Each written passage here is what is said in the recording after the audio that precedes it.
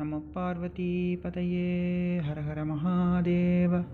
தென்னாடுடைய சிவனே போற்றி, எண்ணாட்டவர்க்கும் இறைவா போற்றி. எல்லோருக்கும் வணக்கம். Today we are going into the meaning of the first Thevaram under Tirumurai 1. Before that, some background. The first Thevaram under Tirumurai 1 was recited by Thiruñana Sambandar. He lived during the 7th century. He was born to Sivapada Hridayar and Bhagavadiyar, who lived in Shirkali. They were Saivite Brahmins. He was 3 years old, and one day when his father had brought him to the temple called Thirubrahmapuram in Shirkali itself, his father left him at the banks of the temple lake. கோயிலில் தப்பம்னு இருக்கும் இல்லையா, அங்கே சைட்டில் குழந்தைய விட்டுட்டு and he went to do his prayers. Thiruñana Sambandar was crying in hunger, and it is believed that Shiva and Parvati appeared before the child. His father saw drops of milk on the child's mouth and asked, "Who has fed you?" Whereupon the boy pointed to the sky and responded with the song Thodudaiya Seviyan. This is how the very first Thevaram came about. It is important to note that Sambandar was born an ordinary child. He was a great soul with Shiva Shakti's grace. Hence, when he was crying in hunger, he was fed by Goddess Parvati herself.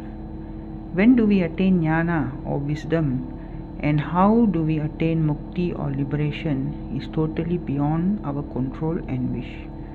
As Manikavasagar says in the Sivapuranam, Avan Arulale Avan Tal Vanangi, meaning only with his grace you get to worship or bow on his feet. So what we actually ought to do is to continue our spiritual practices by reciting the Tirumurai and always have him in our heart, mind with full bhakti and devotion.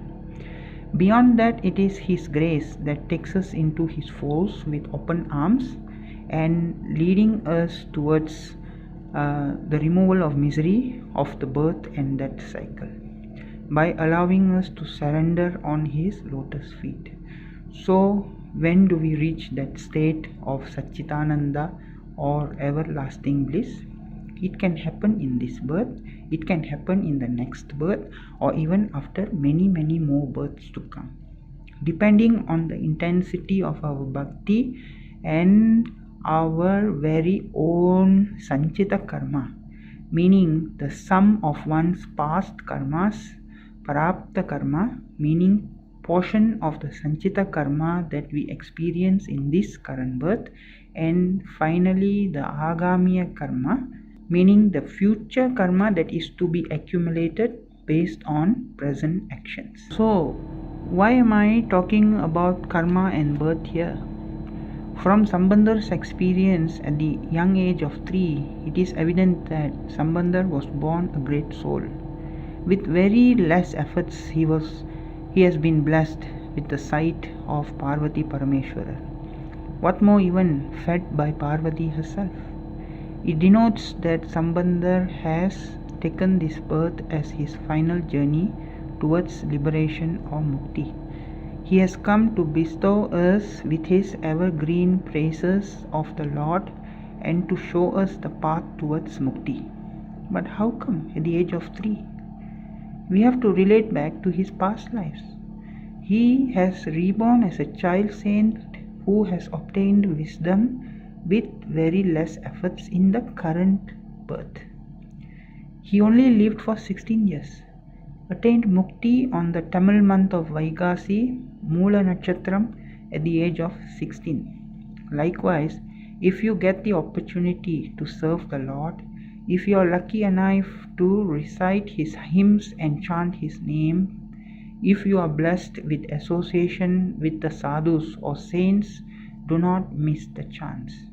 Make good use of it to release yourself from the cycle of birth and that leads you to mukti, which eventually showers you with everlasting bliss or Satchidananda under his lotus feet. Now let me start to explain the first Thevaram from Tirumurai 1. The first line goes, Thodudaiya Seviyan Vidai Eriyor Tuvan Madi Sudi. Here Sambandar describes Shiva as the one wearing the earrings. In Tamil, Thodu means earrings and it is an ornament for ladies. Although we know that Shiva wears earrings, but that is called Kadukkan or Kundalam. Kadukkan and Kundalam are meant to denote the earrings for males. Thodu is the earrings for female. So why does Sambandar use the term Thodu instead of Kadukkan or Kundalam? That is simply because he is trying to describe the Arthanari form of Shiva. Arthanari means half female in Sanskrit. We all know that Shiva has Parvati as his left half. Today we address our spouse as the better half. This denotes the significance and glory of the female gender. Why is Parvati seen to be the left half of Shiva? We all know the heart is located on the left side of the chest. Yes, heart is an organ, but there is an abstract meaning for the heart as well. Generally, we call someone who has good behavior and attitude as a good-hearted person. This doesn't mean that his heart as an organ is functioning well, but it denotes the character aspect of that person. Also, one's left ear, left hand fingers, left foot is seen to be smaller than the right side. The difference is quite negligible, but there is a size difference. These attributes relate to the femininity, that is, being humble, soft, compassionate, caring, loving, etc. etc. Generally, ladies have smaller body frames, shorter than the men. So, Tirunjana Sambandar is saying that although he witnessed Shiva riding on his bull, but he was wearing the Thodu, signifying that Parvati was accompanying him. On the very first stanza, Sambandar has expressed the Shiva Sakti Tattva and how Shiva and Sakti must be united to function. Based on Saiva Siddhanta, we can explain these as the oscillating fan and the electricity that passes through. What we see is the fan that oscillates. That is a form of Shiva, not literally, but what makes the fan oscillate is the Shakti. Here it is the electricity supply.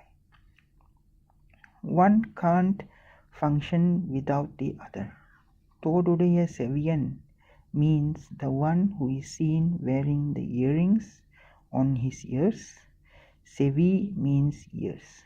Vidai Eri means riding on the bull. Vidai means a bull. Vidai can also denote the Jivatma or our soul as per Saiva Siddhanta teachings. Shiva is the compassionate one who is ever ready to release the Pasu, meaning the Jivatma, from the cycle of birth and death. He who resides within the soul and rides the soul towards liberation or Jivan Mukti.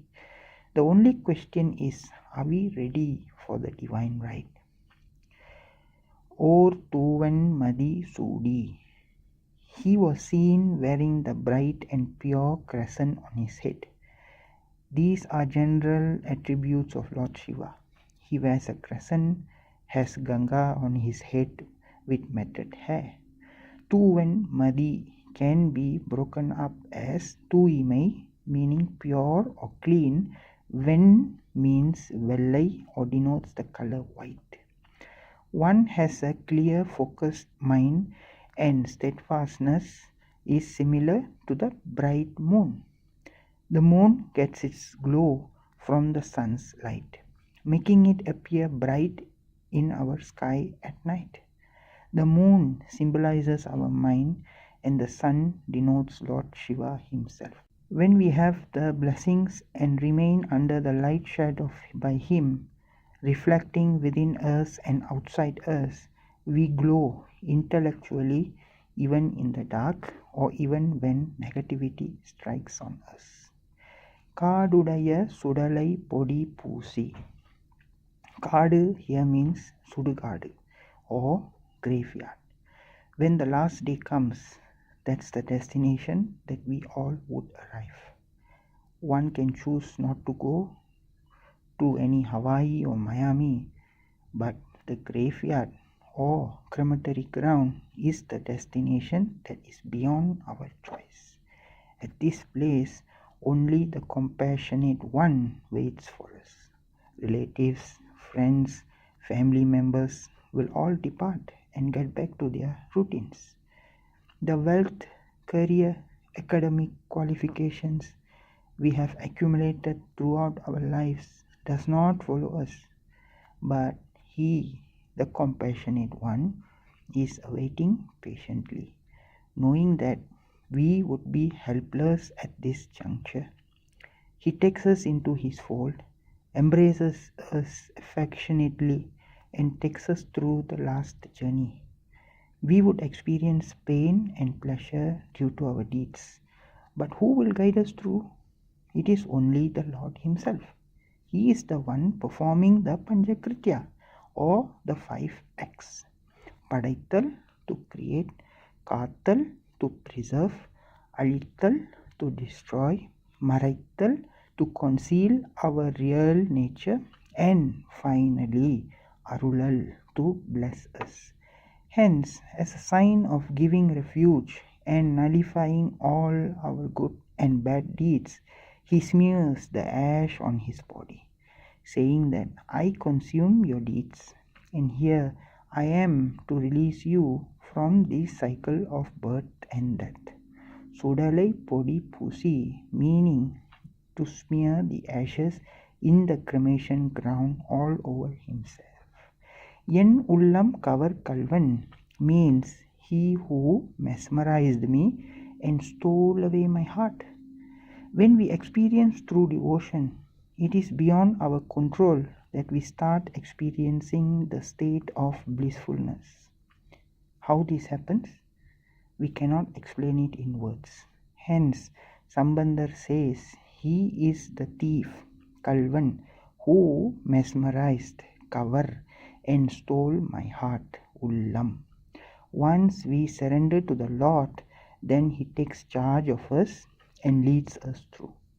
While we have the medium, that is this body, to function, make good use of it to express our devotion to the Lord. That way, when we lose it to the flames at the cremation ground, He provides the refuge. Only bhakti or devotion by continuously remembering Him can lead us through. The final 2 stanzas talk about the glory of Thirubrahmapuram. Thodudaiya Malaran here describes the Lord Brahma as the one who carries the Vedic scriptures in his hand and seated on the lotus flower. Here, Jnana Sambandar reminds us of the glory of the Vedas, and the essence that it contains cannot be neglected. Unnai naan panindeta arul seida. Here, meaning Brahma worshipped Lord Shiva at this place, and Brahma was blessed by Lord Shiva due to his devotion. Likewise, the Lord of Thirubrahmapuram would shower his grace to all who seek refuge. Pidudaya Piramapurameviya Pemman even Nandre. So, when asked by his father, who fed you the milk? He says, Pidudaiya. Brahmapuram means the great city of Brahmapuram.